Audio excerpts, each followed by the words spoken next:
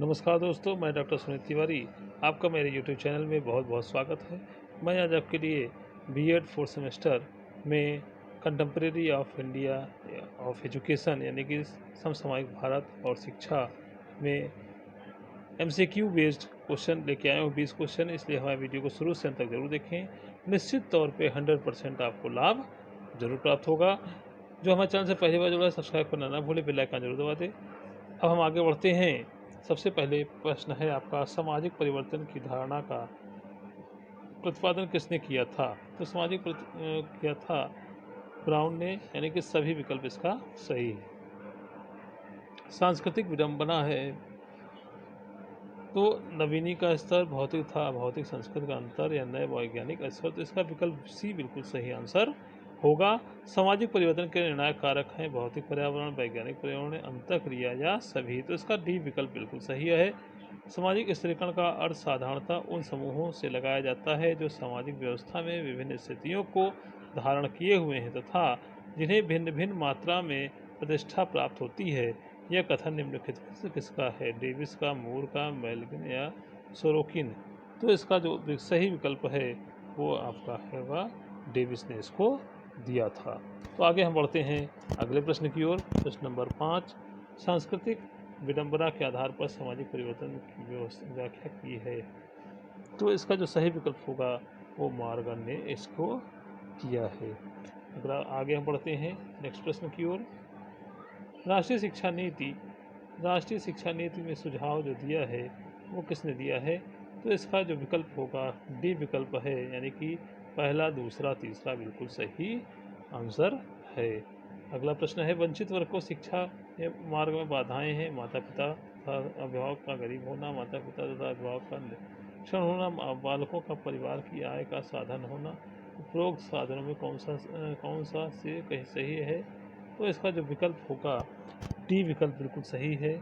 आपका 1, 2, 3 बिल्कुल सही है। निम्नलिखित कथनों में विचार कीजिएगा। ढेबर समिति का गठन 1967 में था। 15 से 35 वर्ष की आयु के व्यक्तियों को प्रौढ़ शिक्षा के अंतर्गत प्रदान की जाती है। उपरोक्त कथनों में कौन सा सही है? तो इसका विकल्प जो होगा वो आपका है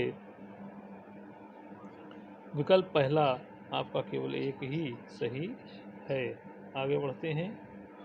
सामाजिक गतिशीलता को प्रभावित करने वाला कारक है। सामाजिक गतिशीलता को प्रभावित करने वाला जो कारक है वो है आपका, यानी कि विकल्प चौथा बिल्कुल सही आंसर है।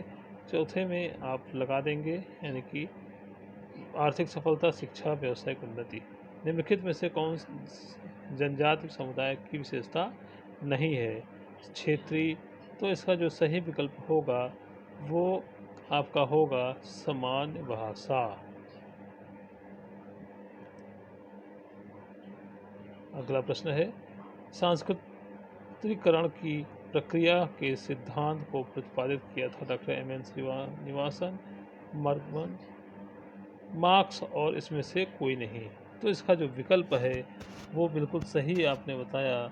सांस्कृतिक जनजातियों में विकल्प आपका होगा डॉक्टर एम.एन. श्रीनिवासन। ये इसका बिल्कुल सही आंसर, विकल्प ए आपका इसका बिल्कुल सही आंसर होगा। कुठारी आयोग ने विकलांगता को कितने वर्गों में विभाजित किया है?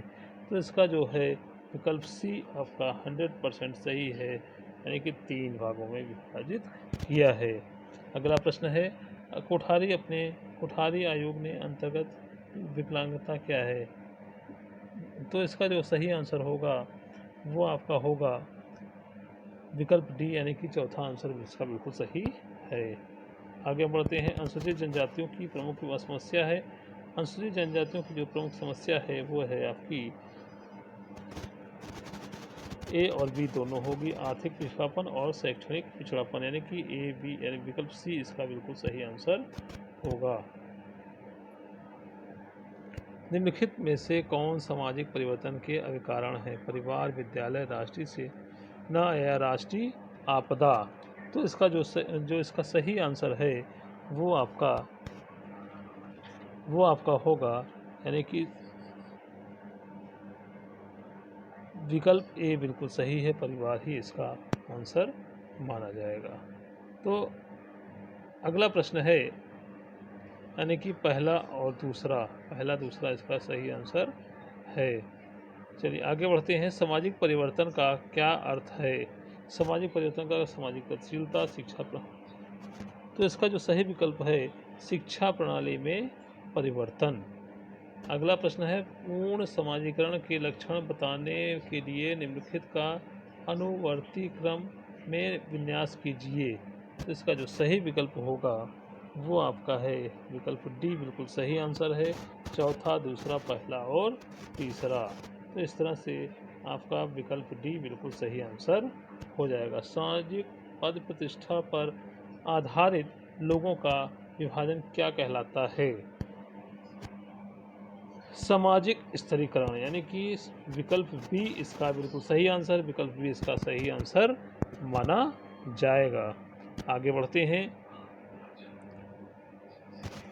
टालकोट पार्सन के अनुसार सामाजिक परिवर्तन का संबंध है। तो इसका जो आंसर आपका होगा वो आपका समाज की क्रियाशीलता आवश्यकताओं से है। अगला है जाति प्रथा उत्पन्न कर सकती है। जाति प्रथा उत्पन्न कर सकती है विकल्प संकुचित समाज, यानी कि विकल्प इसका ए बिल्कुल सही आंसर माना जाएगा। इस तरह से आप इसको कर सकते हैं और अच्छे नंबर प्राप्त करने के लिए वीडियो को शुरू से अंत तक ज़रूर देखें। कोशिश करें कि कुछ रह न जाए और शुरू से अंत तक देखें। जो चैनल को पहली बार देख रहे हैं सब्सक्राइब, लाइक, शेयर ज़रूर करें ताकि मैं आगे से आगे आपको अपडेट कर सकूं और नया नोटिफिकेशन आपको प्राप्त होता रहे। धन्यवाद। Good night.